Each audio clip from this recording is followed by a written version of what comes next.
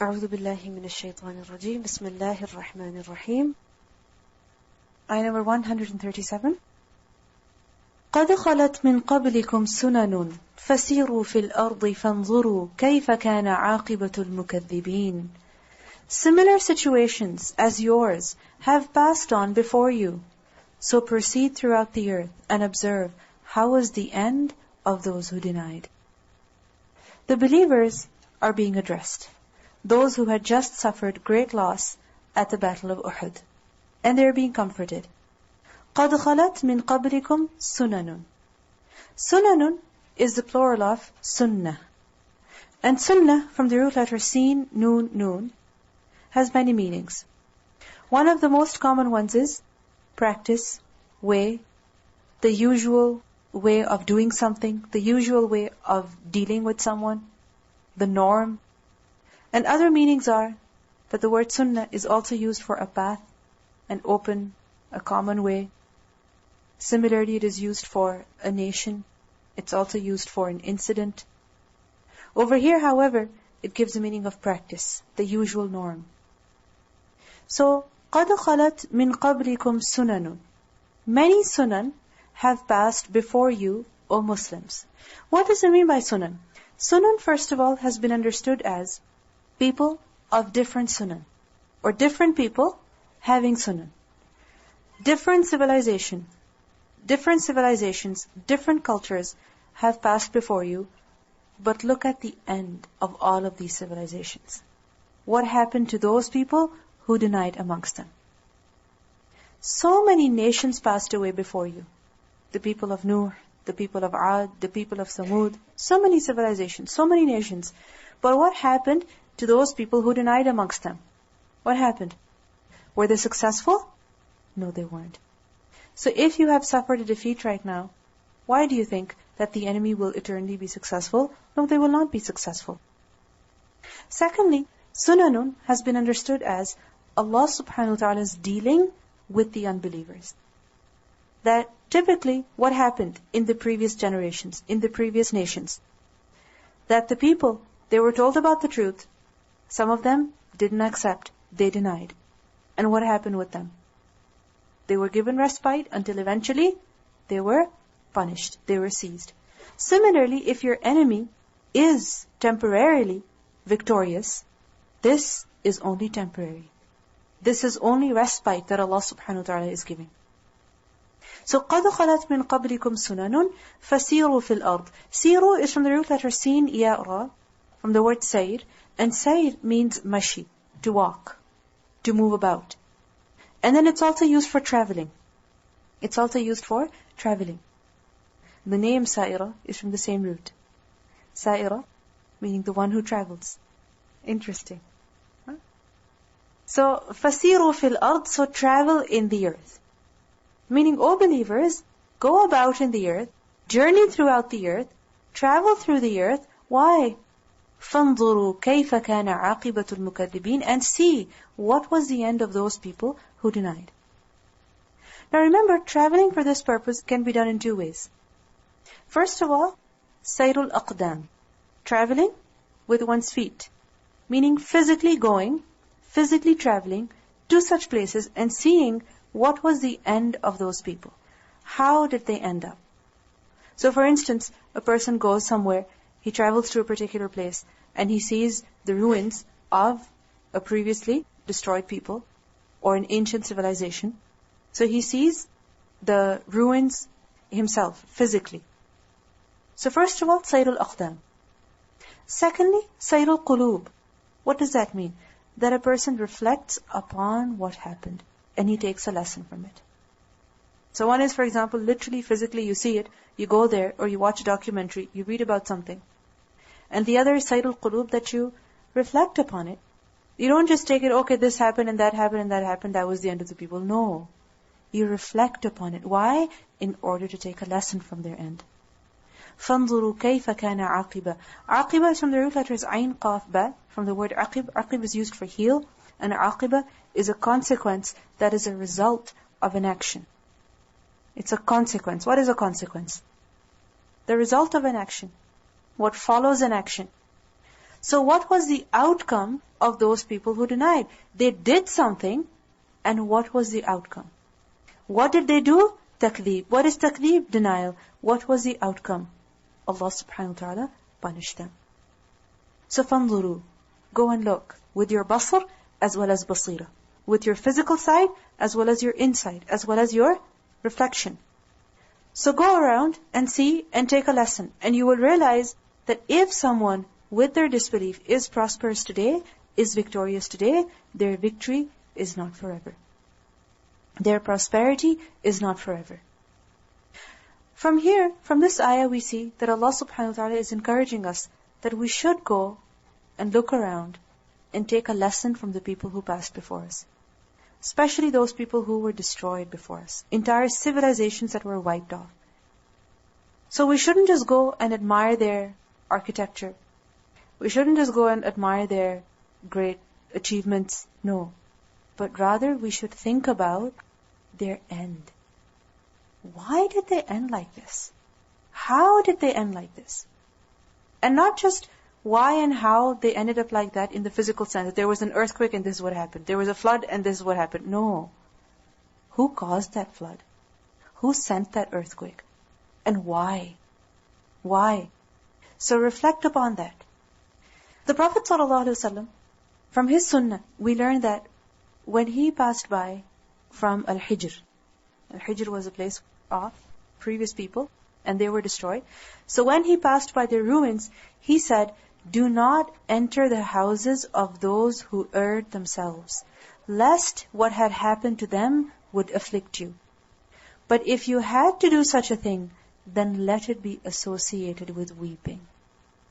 Meaning when you go there, don't go there for the purpose of entertainment, but rather go there to take a lesson. And don't just go there and laugh. No. Go there and weep and cry. That these people, they were also walking upon the earth. They were also living just like I am living. But they did something because of which they were punished in this dunya. So weep, cry over there. Don't just amuse yourself. And we see many times people go to the museum and they see some things and they laugh at them or they joke about them, and they will go wear a costume and, look very funny. So for us, looking at these things is a way of entertainment. However, we see that Allah subhanahu wa ta'ala is telling us that when you go and look at these things, reflect upon it. Take a lesson from it. And what was the way of the Prophet ﷺ? He taught us that when you pass by such places, do so while weeping. So even when we're watching a documentary or reading something in the newspaper about a previous nation, about a previous civilization, don't just do so for the purpose of increasing your knowledge or increasing your facts. No. Do so in order to take a lesson. What is it that caused that? هَذَا بَيَانٌ لِلنَّاسِ. This is a clear statement to all the people. What does هَذَا refer to? First of all, it refers to the entire Qur'an. The entire Qur'an is what? It is a bayan, a clear statement for the people. Secondly, هذا can be understood as the verses which have been mentioned here particularly. Which verses? From وَسَارِعُوا إِلَى مَغْفِرَةٍ مِّن رَبِّكُمْ until the end of these verses which we just read. So these verses in particular, what are they? A bayan for all the people. What does bayan mean? A statement, a declaration. But bayan from bayanun means to clarify something. It's something that is clear in and of itself. So bayan meaning it's a clear statement and it also clarifies. So bayanun linnas, this is something that is a clear statement for the people, clarifying the matters for the people. وَهُدًى وَمَوْعِظَةٌ لِلْمُتَّقِينَ. And it is a guidance and an admonition for those people who have taqwa. Huda, a guidance. Meaning, a way out of dalal, out of misguidance, out of error, to the way of obedience to Allah subhanahu wa ta'ala. So, out of dalala to hidayah. وَمَوْعِظَةٌ. What is maw'idha? It's an advice which softens the heart and invites a person to, it takes a person to obedience to Allah subhanahu wa ta'ala. So it's an advice that softens the heart of a person and takes him to obeying Allah. So the Qur'an is a huda and the Qur'an is also a maw'idha. Meaning it exhorts people to continue in good and refrain from bad. But it's a maw'idah for who? لِلْمُتَّقِينَ, for those people who have taqwa. What does this ayah show us? That the Qur'an is bayan, it's a clarification for who? For all people. It will give information, it will give detail, it will explain concepts, for who? For all people. But who is going to benefit from that bayan? Who is going to benefit from that explanation, from that clarification, from this statement? Who? The muttaqeen. And how will they benefit from it? When they take huda and they take maw'idah. When they take some guidance from it, and when they also take lessons from the Qur'an. So yes, in the Qur'an is bayan, there's explanation, there's information, there's a lot of detail for people in general. However, only the one with taqwa is going to change. Because many times people say, okay, this person has read the Qur'an, but he hasn't changed even a little bit. Or you might say to yourself that I've studied so much of the Qur'an so far, but I don't see change in myself. I know the word to word, I know the root words, I know the singular plurals, I know the references. Why don't I see some change? What is needed? Taqwa. That a person, out of the fear of Allah, whatever he learns, he does it, he applies it. And whatever he learns that he must not do, he stays away from it. As soon as he realizes his mistake, what does he do? He seeks forgiveness. And when a person does that, he increases in his taqwa. When a person will increase in his taqwa, he will increase in his hidayah, in his guidance. وَلَا تَهِنُوا, and do not weaken. وَلَا تَحْزَنُوا, and do not grieve. وَأَنْتُمُ الْأَعْلَوْنَ إِن كُنْتُم مُؤْمِنِينَ, and you will be superior if you are true believers. This addresses also to the believers.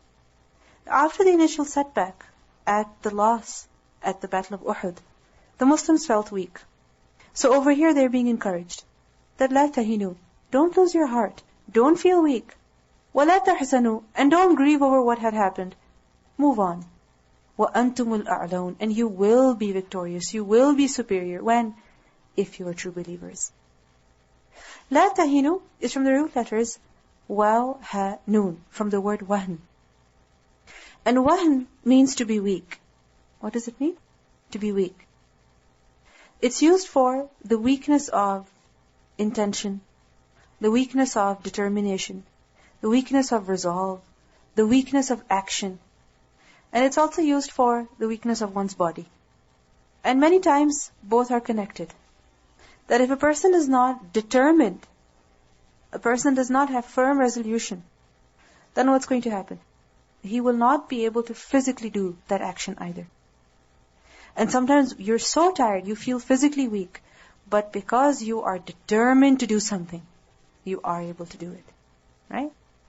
So wahn is used for weakness. What type of weakness? Weakness of the heart, weakness of action, weakness of intention, weakness of resolve, determination, also body. And sometimes it is also used for weakness of character. Weakness of character. So لَا تَهِنُوا, don't feel weak.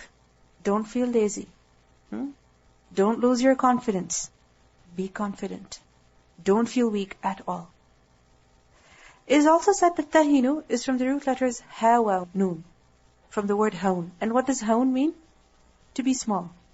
To be less compared to the other. So لَا تَهِنُوا, don't consider yourself to be lesser. Don't consider yourself to be smaller compared to your enemy. لَا تَهِنُوا, don't feel weak. Don't be lazy. Don't lose your confidence. وَلَا تَحْزَنُوا, and also don't grieve. تَحْزَنُوا is from ha, zai, noon, from the word huzn. And what does huzn mean? To grieve. Over what? Over what a person has lost. So you have something, and you lose it, you're going to be sad. That is what huzn is. So when a person loses something, when he suffers a loss, that is when a person experiences huzn. And a person experiences huzn also when he does not have what he wants. One is that you have something and you lost it. And the other is that you want something and you don't have it. And you can't get your hands on it. Okay? So huzn is sadness. So don't be sad. Don't be sad over what? Over the loss that you incurred at Uhud. What was the loss that the Muslims incurred at the Battle of Uhud? Okay, first of all, defeat. What else did they suffer? Along with that, many of the companions were martyred. The Prophet ﷺ's uncle was martyred. Mus'ab ibn Umair, he was martyred. Many companions were martyred at this battle. What else? What else did they suffer? Okay, their status. Previously, they were victorious. They were superior because they had won the Battle of Badr. But now all of a sudden they suffered defeat. So, they lost their status in a way. What else? Financially as well, because, for instance, the Muslims, they spent so much, but they weren't victorious. And on the other hand, the ghanima, the booty that they could have obtained, they even lost that. So it was loss of lives as well as loss of ghanima. What else? Self-confidence as well. Because when you fail, when you lose once, what happens? You start feeling very weak. Right? So, لا تحزنوا, don't grieve over what you have suffered. Don't grieve over what you have lost. Similarly, they had disobeyed the Prophet ﷺ. So they were also sad about that. They were also regretful about that. The Prophet ﷺ suffered great injury as well. He also suffered wounds. So their sadness was also upon that. So لا تهنوا ولا تحزنوا. Don't feel weak, don't lose your confidence, and don't grieve because of what you have lost at the Battle of Uhud. Remember, لا تهنوا, wahan is with regards to facing the future. And huzn is about what happened in the past. Wahan is that you don't have the confidence to deal with what's coming your way. And huzn is that you can't release yourself from what happened in the past. You're still stuck behind there. And these two things, what do they do to a person? They don't let a person move on. They don't let a person avail the opportunities that come his way. If you don't have the confidence to take up what's coming your way, you're not going to take it. You're going to lose that opportunity. If you're still stuck in your past, you can't get over what happened in the past, what's going to happen? You're not going to move on. You're not going to look at the door that has been opened. You're still stuck in the past. So the Muslims are being told, لا تهنوا لا تحزنوا. And when you stay away from these two things, then what's going to happen? وَأَنْتُمُ الْأَعْلَوْنَ. Then you will be superior. Because then you will be able to avail the opportunities that come your way. A'laun is a plural of a'la. And who is a'la? Higher one. One who is superior. One who is victorious. So you will be superior, you will be higher compared to who? Compared to your enemy, on your enemy. But what's the condition? In kuntum mu'minin, if you're believers. So yes, you have to be confident. You should not have wahan, and you should not have huzn. Then you will be victorious. But another very important condition is that you must be believers. The more iman you will have, the more superior you will be. The more iman you will have, the less wahan you will have, the less huzn you will have. Remember, this is all connected with tawakkul. That if a person only trusts upon himself, then he will think that everything that he suffered was because of him and he cannot change anything now. That's it. Everything is finished. Everything is over. He will not find any more opportunities. He will not be able to benefit from anything. But if he says, okay, whatever has happened has happened. And now I have to trust upon Allah subhanahu wa ta'ala to move on. And when he does that, what does that show? Increase in iman. Only then he can be victorious. Only then he can be successful. So over here in this ayah we see that wahan is reluctance on facing the future. Wahan is to be reluctant in dealing with what comes a person's way. A person does not have the confidence to face what is coming his way. And many times this is because of what has happened in the past. You had a bad experience and you think you cannot do it anymore. You think it's the end. For instance, you feel that you failed 2 tests and you think that's it. If you're failing at the beginning, what's going to happen towards the end? So might as well leave the course. This is what wahan is. What is Allah saying? لا تهنوا. Whatever has happened has happened. Now move on. And don't be fearful. Don't be scared. Keep struggling. Keep trying and Allah will help you. And huzn is that a person is still stuck in his past. And both of these things, they are contrary to azm. They are contrary to firm determination, to resolve. They stop a person from being determined in what he is doing. Also we see that in order to be successful, we need to stay away from wahan and we need to stay away from huzn. In order to be successful, we need to stay away from both of these two things. If we look at the Sahaba, the companions of the Prophet ﷺ, we learned that Abdullah ibn Maktoum, he was blind. He was blind. And if he didn't have the confidence to go to battle, he was justified. But he still went. And he was the one who was given the flag of the Muslims in his hand. Because if I cannot fight, at least I can hold on to the flag. At least I can raise that up.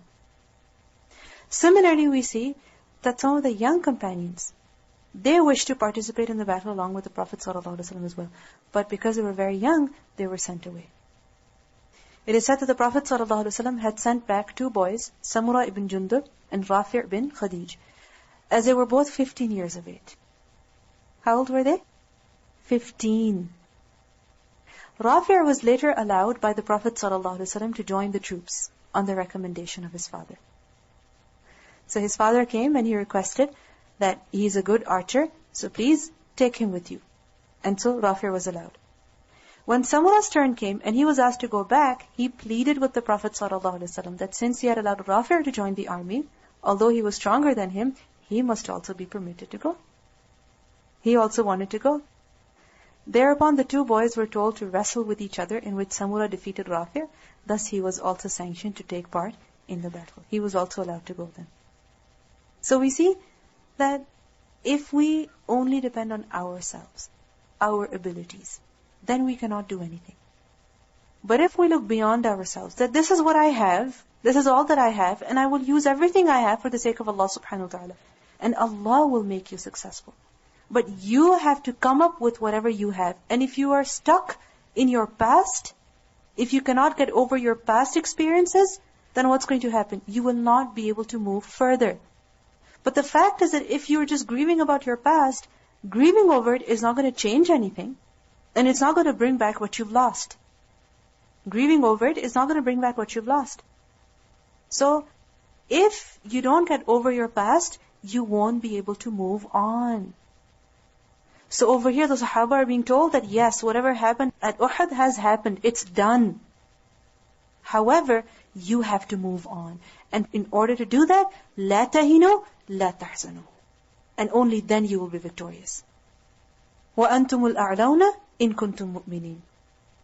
Abu Hurairah radiallahu anhu, he narrated, he said that I heard the Prophet ﷺ saying, O Tha'ban, what will you do when the nations call one another to invade you, as people call one another to come and eat from one bowl?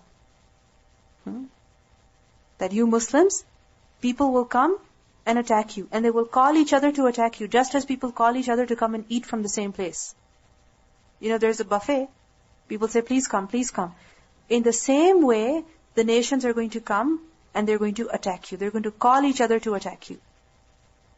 Thu'ban radiallahu anhu said, may my father and my mother be sacrificed for you, O Prophet ﷺ, O Messenger of Allah. Is it because we are so few? Meaning, why will the people attack us like this? Is it because we will be very few in number? Prophet said, no. On that day, you will be many, but Allah will put weakness in your hearts. Allah will put wahan in your hearts. The people asked, what is that weakness? What is that wahan, O Messenger of Allah? And he said, it is love for this world and dislike for death. Love for this world and dislike for death. That is what creates wahan in the heart of a person. Weakness comes from what? Attachment to the things of this world and not wanting to die. These are two things that make a person a coward. I love my keychains. I love my collection. I love my bedroom. I love my book. I love my pen. I love my this. Attachment to these little things. Insignificant things. What happens? These things don't give you the confidence to do something greater, to do something bigger. They don't let you look beyond yourself, beyond these little things. And then obviously, how are you going to do anything? How are you going to set targets for yourself and achieve them? all that you're concerned about is the fact that there should be no spot on your floor, that your room should be spick and span all the time, that is weakness, that is wahan, love of the dunya, fear of death, and this is what's going to make you very weak. This is what's going to take your courage away from you. And as a result, you will not be able to be successful. إِيَمْسَسْكُمْ قَرْحٌ, if a wound should touch you, فَقَدْ مَسَّ الْقَوْمَ قَرْحٌ, there has already touched the opposing people a wound similar to it. Yamsaskum is from the root letters mim, sin, sin. Mas. And what does mas mean? To touch something. So the believers are being comforted that if a wound has touched you at Uhud, what does qarh mean? Qarh is used for a wound. It's used for an internal wound that is caused by some external thing, by an external blow. So for instance, a person is hit by something very hard. There's no cut on the skin, but there's a bruise. So it's an internal wound that is caused by an external blow. And it is also used for the pain that a person suffers because of a wound. The pain that a person suffers because of a wound. Sometimes you get hurt and, you don't see any mark on your body. But then all of a sudden when you hit that part of your body somewhere, it hurts. And you wonder what happened. For instance, if your finger is hurting, you don't see a cut. You don't see that your finger is swollen, but your finger is just hurting. So it's also used for the pain that a person suffers because of a wound.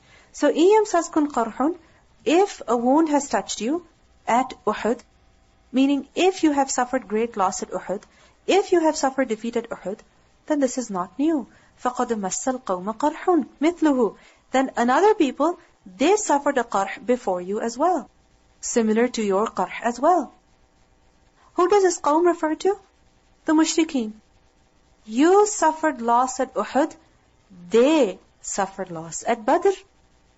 You suffered loss at Uhud and they suffered loss at Badr. You lost many of your companions at Uhud and they suffered many of their leaders, many of their chiefs at Badr. Why is Allah subhanahu wa ta'ala saying this? When you know that you're not the only one who has suffered a loss, you feel better. You feel that, okay, I'm not the only one. It's possible to deal with it. You don't feel as pitiful on yourself anymore. If another person can deal with it, I can also deal with it. This is not something new. It happens to people, so I should get over it. You know how when children, they cry and little things, what do you say? This is part of life. Get over it. It's okay. Deal with it. Right? So similarly, if you have suffered a loss at Uhud, no big deal. Some people before you, they suffered loss as well. And a loss that was mithluhu, like it. But the fact is that the loss that the mushrikeen had suffered was much greater than the loss that Muslims had suffered at Uhud. Why? Because they had lost not only 70 lives, but also 70 of their men who were taken as captives. And they had spent a lot of money. A lot of money. The Muslims, there were only 300. If they lost some camels, okay, 70 camels they took. They took only 2 horses, that's all they had. So your loss was still less compared to the loss that they incurred. وَتِلْكَ الْأَيَّامُ نُدَاوِلُهَا بَيْنَ النَّاسِ, and these days we give by turns. بَيْنَ النَّاسِ, between the people. These days, meaning the days of victory and defeat, they are alternated, they are rotated between people. Meaning no one has victory forever, no one has defeat forever. Today you are victorious, tomorrow you are defeated. Today he is defeated, tomorrow he will be victorious. This is a part of life. These days they are given in rotation to people. It's like when 2 people are playing a game. What happens? One person wins one time, and the next time another person wins. It's not possible that a person continues to win, a person continues to lose. No. These days are changed. These days always change. They never remain the same. The word nudawilu is from the root letters dal, waw, lam. And the word dawl is to rotate something. To transfer one thing to another place. To transfer one thing to another place. From one place to another. So you have it today, tomorrow somebody else has it. Today you don't have something, tomorrow you will have it. So تِلْكَ الْأَيَّامُ نُدَاوِلُهَا بَيْنَ النَّاسِ. So nothing in this life is permanent. except for change. Nothing in this life is permanent except for change. So tomorrow, you may be victorious if today you suffer defeat. So why are you stuck in your past? Why? Move on. Don't judge your future based on what happened in the past. Learn a lesson from your past and move on. Don't stay stuck over there. وَلِيَعْلَمَ اللَّهُ الَّذِينَ آمَنُوا. And so that Allah knows those people who believe. Doesn't Allah already know them? He does. So what does it mean by this? Meaning He may make them known, so that He may show them, so that He can make them evident. Who? Those people who truly believe, meaning those who have sincere iman. So when difficult times come, when a person experiences difficult times, then what happens? His iman becomes evident. It shows what strong iman he has or how weak of iman he has. When a person experiences difficulty, then you know what kind of iman he has. In the difficulty, what is he doing? Is he panicking? Is he just crying? Or is he making dua? Is he trying to do something? What is he doing? So a person's behavior, a person's reaction in a difficult situation shows what kind of iman he has. It shows what kind of iman he has. Which is why we learned in Surah Al-Baqarah that الَّذِينَ إِذَا أَصَابَتْهُمْ مُصِيبَةٌ قَالُوا إِنَّا لِلَّهِ وَإِنَّا إِلَيْهِ رَاجِعُونَ. Immediately, as soon as the musibah strikes them, what do they say? إِنَّا لِلَّهِ وَإِنَّا إِلَيْهِ رَاجِعُونَ. And that shows that they had iman. If they didn't suffer any difficulty, what would show that they have iman? How would their iman be tested? How would their iman be proven? So these difficult situations, they prove the iman of a person. وَيَتَّخِذَ مِنْكُمْ شُهَدَاءَ. And so that He takes among you martyrs. Meaning, why were you made to suffer defeat at Uhud? So that Allah would take among you some shuhada. Shuhada is a plural of shaheed. Who is shaheed? A martyr. From the same root is the word shahada, is shahida, to bear witness, to testify. So what's the connection between witnessing something, testifying something, and martyrdom? Many of you have asked this question from me. The connection is that a shaheed is called shaheed. Why? Because he does mushahada of his reward at the time of his death. Meaning he sees his reward when he is martyred. Or because their arwah, their souls, they are presented to Allah subhanahu wa ta'ala. They are presented to Allah subhanahu wa ta'ala. So, وَيَتَّخِذَ مِنْكُمْ شُهَدَاءَ. So that Allah may take shuhada amongst you. Meaning, you suffered loss in Uhud, and part of that loss was that many among you were martyred. For example, the uncle of the Prophet ﷺ, Mus'ab ibn Umayr. Both of them were martyred. Along with them, many other companions were martyred. And these companions, they gained the title of shaheed. They became martyrs in the sight of Allah. So this is why you suffered loss. Because we learned that when the Muslims, they came back from Badr, and those of them who had passed away, who had been martyred at the Battle of Badr, those who hadn't been martyred, they wished for martyrdom. They wished to be martyred in the way of Allah. And as I had mentioned to you earlier, that the Prophet ﷺ initially intended to defend Medina from inside. Remember?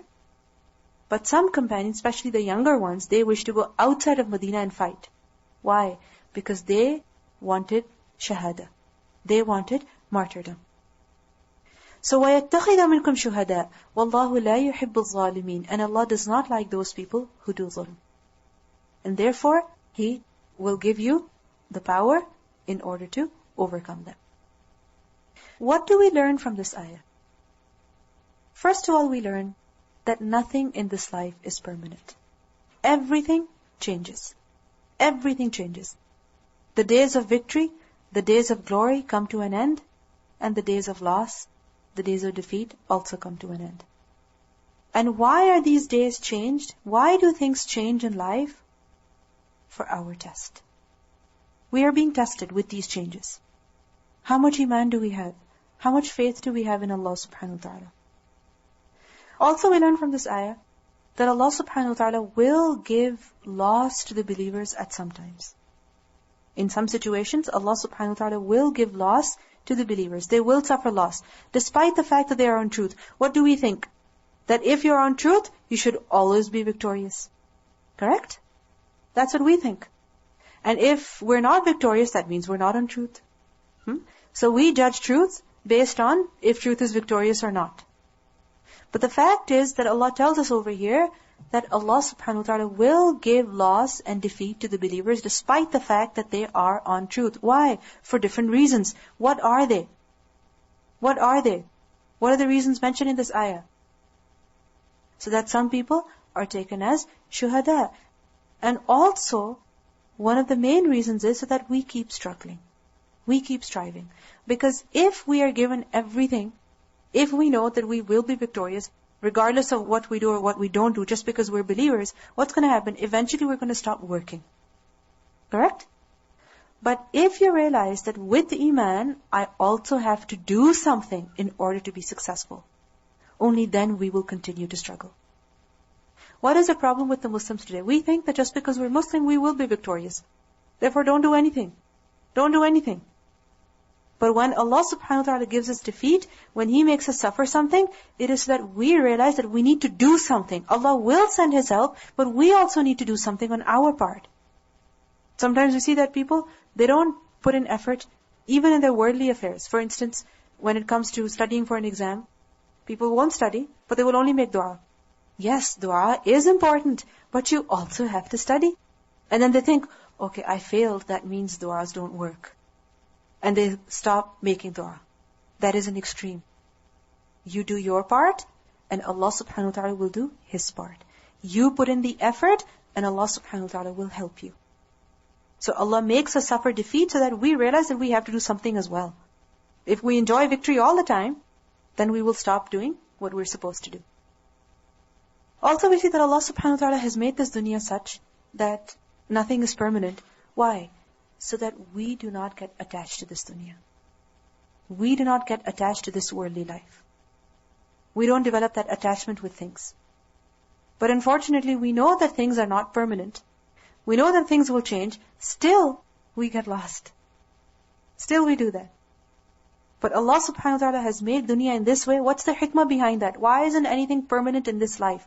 So that we realize that this dunya is temporary. I'm not here forever, and I should not attach myself to this dunya. Rather, I should look forward to going to the akhirah. وَلِيُمَحِّصَ اللَّهُ الَّذِينَ آمَنُوا, and that Allah may purify the believers. How? Through trials. وَيَمْحَقَ الْكَافِرِينَ, and destroy the disbelievers. لِيُمَحِّصَ. Lam over here is of ta'leel, reason. Meaning, what is the reason behind mudawala, behind the rotation of days of victory and days of defeat? Why is it that one day you're victorious and the next day you're defeated? Why? Another reason is so that Allah subhanahu wa ta'ala can purify the believers. Yumahhisa is from the root letters mim, ha, sad, and the word tamhis has two meanings. First of all, it means to test or to try something. What does it mean?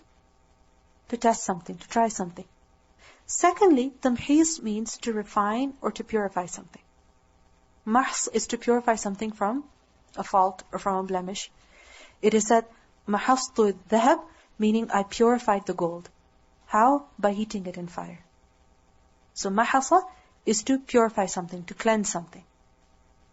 And it is to purify something from the zahir as well as the batin weaknesses. So, something is dirty on the surface, on the zahir. Mahasa is to clean it on the outside. But mahasa is also to refine it, to purify it in the batin sense. In the batin sense. So for example, a person has bad feelings in his heart.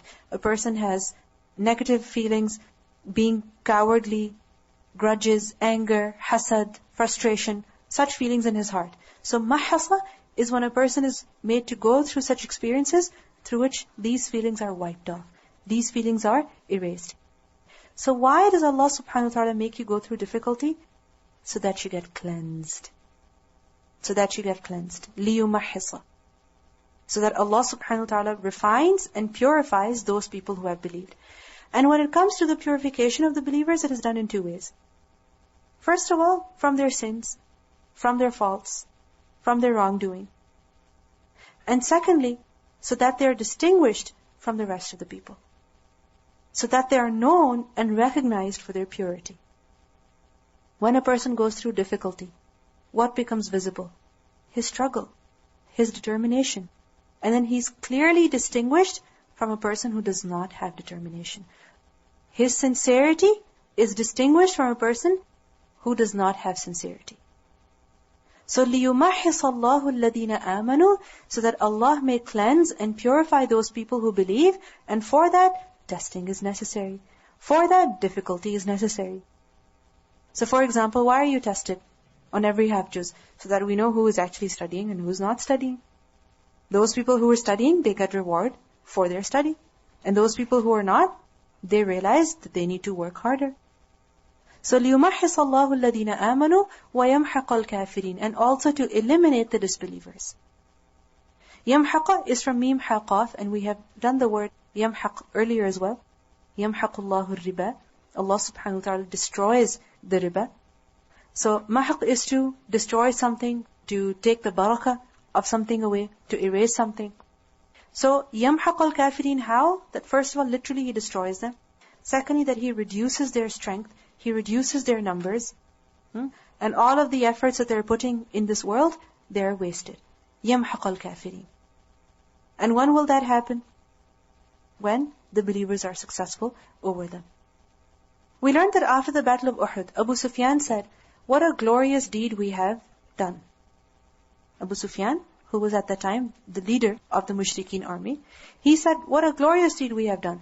This is our revenge for Badr. He said to the Muslims that this is our revenge for Badr. Victory in war goes by turns. One wins today and the other tomorrow. Umar radiallahu anhu said that the scores are certainly not even. Our dead have gone to paradise and yours have gone to hellfire. So the scores are not even. So yes, one person is victorious today, the other person is defeated, and tomorrow the situation will change. However, a person should realize that the one upon truth is really successful. And the one upon falsehood is the one who is actually defeated. أَمْ حَسِبْتُمْ أَن تَدْخُلُوا الْجَنَّةِ, or did you think that you will enter Jannah? وَلَمَّا يَعْلَمِ اللَّهُ الَّذِينَ جَاهَدُوا مِنْكُمْ, while Allah has not yet known those people who strive amongst you. Does Allah not already know them? Of course He does. Again, He is going to show those people who sincerely strive in His way, who sincerely struggle in His cause. وَيَعْلَمَ الصَّابِرِينَ, and He knows those people who are patient.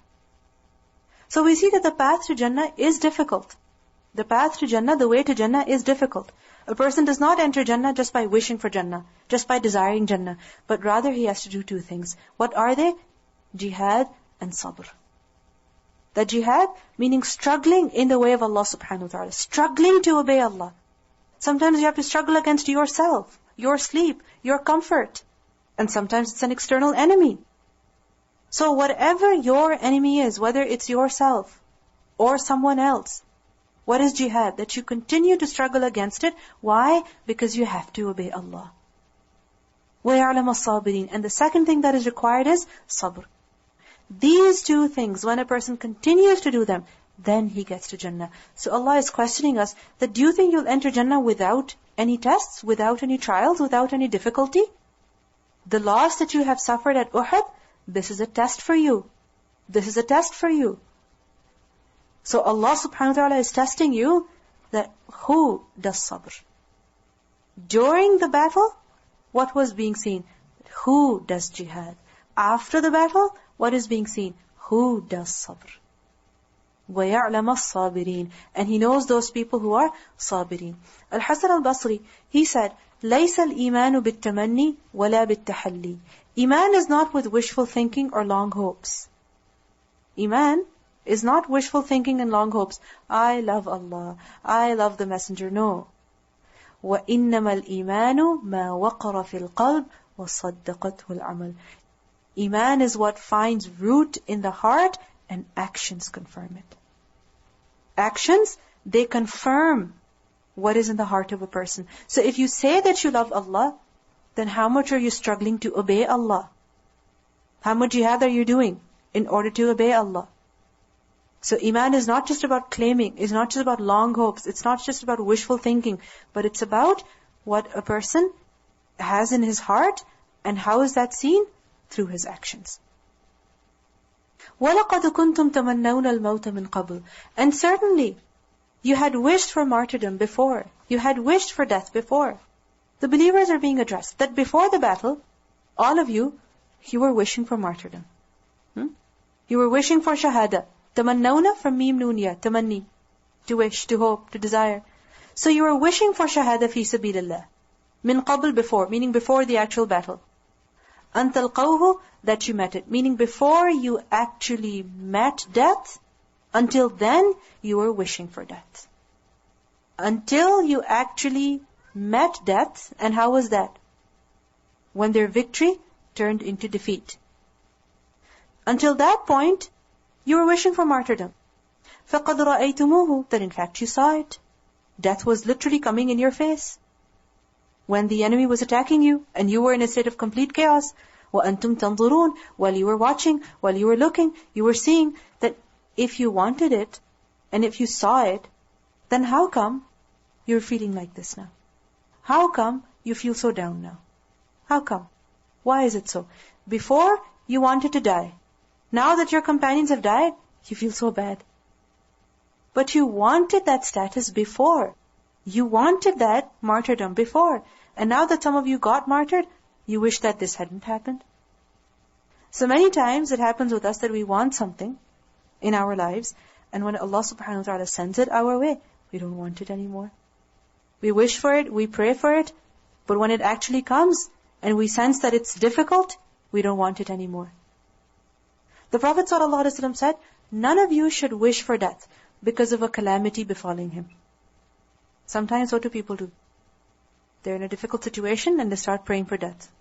That, oh Allah, just give me death right now. But if he has to wish for death, he should say, oh Allah, keep me alive as long as life is better for me. And let me die if death is better for me. So they were wishing for death. But from the hadith we learned that we should not wish for death. A person should not ask for death or ask for something that will cause his death.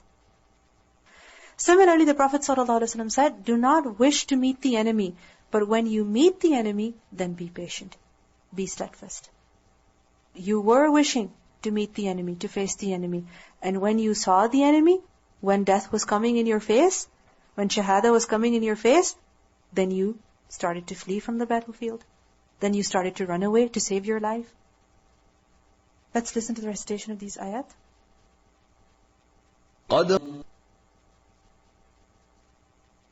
So what do we learn from these ayat? Many times people quote this ayah, وَأَنْتُمُ الْأَعْلَوْنَ إِن كُنْتُم مُؤْمِنِينَ, that if we're believers, we will be victorious, we will be superior.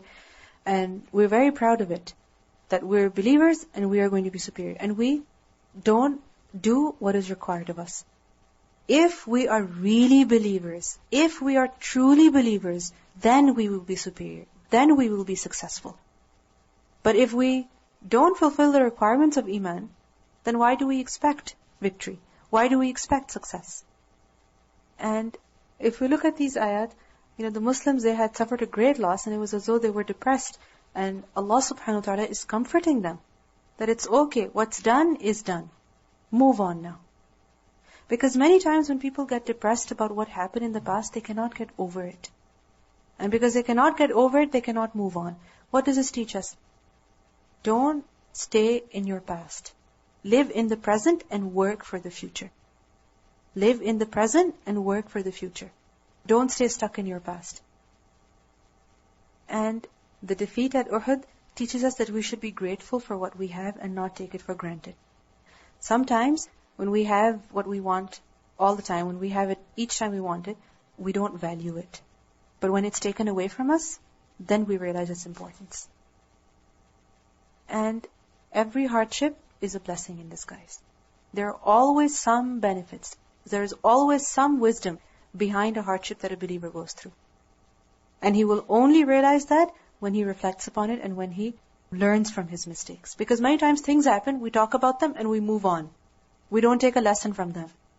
But this defeat happened, and look, so many verses are revealed so that the believers take a lesson from it and don't just move on. No, take a lesson from it. Because if you don't take a lesson from what happens in your life, then how will you improve? And anything that you want to do in life, there will always be difficulties. Many times people wish to learn the Qur'an. They wish to help others learn the Qur'an.